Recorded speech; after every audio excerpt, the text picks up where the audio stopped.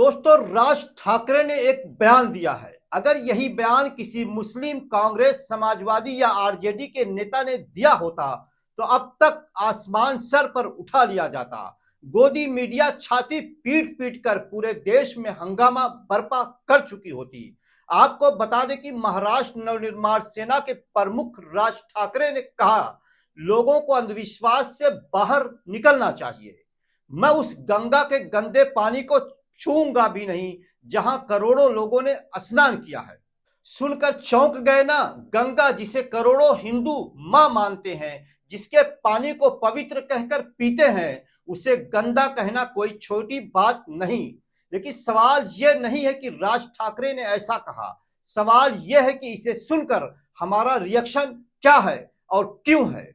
अब सोचिए, अगर यही बात किसी मुस्लिम नेता ने कही होती तो अब तक योगी आदित्यनाथ कह चुके होते, उसे यूपी भेज दो, मैं ठीक कर दूंगा। हिंदू संगठन सड़कों पर उतर आए होते, टीवी चैनल 24 घंटे चीखते चिल्लाते, सोशल मीडिया पर कोहराम बर्पा हो चुका होता, धर्म का अपमान ट्रेंड कर रहा होता। लेकिन बात राज ठाकरे ने कहा है तो कुछ लोग भौंवे चढ़ा रहे हैं, कुछ ताली बजा रहे हैं। क्यों भाई? क्योंकि वो हिंदू हैं, क्योंकि वो अपने तीखे बयानों के लिए फेमस हैं, या क्योंकि दरअसल हमारा समाज दोहरे मापदंड पर चलता है।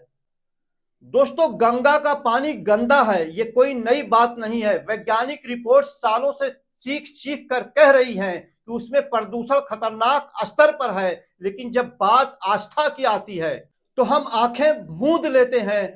राज ठाकरे ने वही कहा जो सच है, पर उसे अंधविश्वास से जोड़कर विवाद का तड़का लगा दिया। सवाल यह है कि क्या यह सच बोलना गुनाह है? यह सच तभी गुनाह बनता है जब बोलने वाला मुसलमान हो।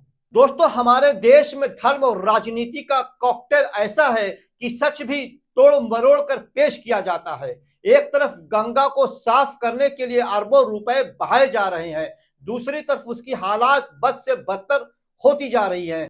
फिर भी कोई इस पर सवाल उठाए तो भावनाएं आहत हो जाती हैं। अंधविश्वास से बाहर निकलने की बात तो ठीक है, पर क्या हम सच देखने के लिए भी तैयार हैं? और हाँ, राज ठाकरे को सुनकर अगर आपको गुस्सा आ रहा है तो जरा सोचिए, क्या आपका गुस्सा गंगा की सच्चाई पर है या उस बात पर है कि किसी ने आपकी आस्था पर उंगली उठाई? और अगर किसी मुस्लिम नेता ने ऐसा कहा होता तो आपका रिएक्शन वही होता जो राज ठाकरे के कहने पर है? शायद नहीं, क्योंकि हमारा सच, हमारा गुस्सा, हमारी आस्था सब कुछ उस बात पर टिकी है कि बोलने वाला कौन है, हिंदू है या मुसलमान है। दोस्तों, मेरी बात गौर से सुनिए और अगली बार जब कोई बड़ा बयान सुने तो जरा रुकिए, सोचिए, क्या आप सच से डर रहे हैं या बस दोहरे मापदंड से चिपके हुए हैं? वक्त है आंखें खोलने का, गंगा को भी साफ करना है और अपनी सोच को भी।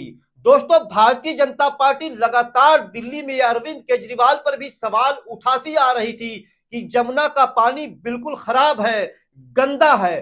क्या गंगा और जमुना दोनों नदियों का पानी साफ नहीं होना चाहिए? क्या सिर्फ इसका इस्तेमाल मुसलमानों के खिलाफ किया जाएगा या इसका खिलाफ हमेशा विपक्ष की सरकारों के खिलाफ किया जाएगा? मेरा सवाल, सीधा सवाल यह है कि पिछले 11 सालों से इस देश में बीजेपी की सरकार है, आखिर गंगा क्यों नहीं साफ हुई? आखिर जमुना क्यों नहीं साफ हुई? अगर अरबों रुपए खर्च किए गए, क्या वो पैसे इन नेताओं के जेब में चले गए या अधिकारियों ने डकार लिए? दोस्तों, सबसे बड़ा सवाल यह है कि अगर जरा सोचिए, अगर इस देश में भारतीय जनता पार्टी की सरकार नहीं होती, किसी अन्य पार्टी की सरकार होती, यही भाजपा के लोग सड़कों पर उतर के किस तरीके का ड्रामा रचते, किस तरीके की बातें करते, बड़े बड़े आंदोलन करते।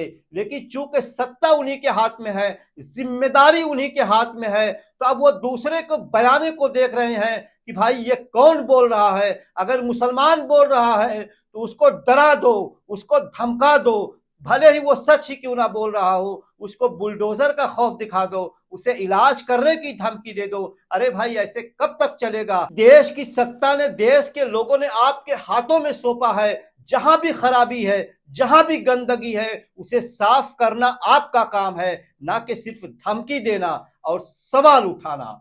दोस्तों, मेरी ये बात आपको कैसी लगी कमेंट करके जरूर बताइएगा, और अगर आपको मेरी ये बात पसंद आई हो तो लाइक शेयर भी जरूर करिएगा।